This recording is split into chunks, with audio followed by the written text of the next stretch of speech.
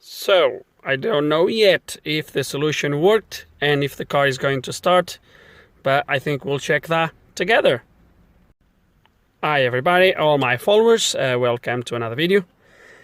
The video today is on a 2006 Ford Mondeo 2.0 Duratorque, and I'm here at this garage. They had this car in, and I'm going to take you through what the background with this car. So apparently the car failed to start one day, battery flat. Car was jump started okay. The following day, same thing happened again. The car wouldn't start. Some smart guy decided to tell him the problem was the starter motor. They replaced the starter motor. Don't know what they have done while replacing the starter motor. After that, the car completely failed to start, and the problem was the immobiliser light flashing. Now, all this work was not done by this garage. This garage only had the car in. They scanned the car and they spoke with me, see if I could have a look at it. So I came here and the first thing I've done was obviously check the customer complaint. And indeed, you'd put the key on, turn the ignition on, and the light would flash quick for about a minute or so, and then would start flashing a sort of a sequence.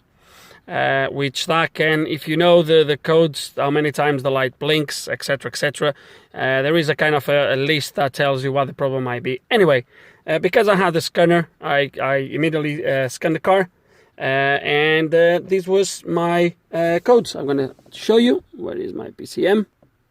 Because I haven't deleted the codes yet, so I will be able... Oh, of course it's not, because the key is off.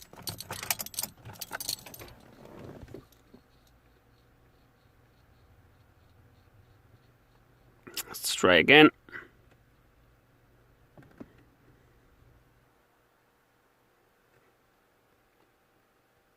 Okay, so you're gonna see that my code is that.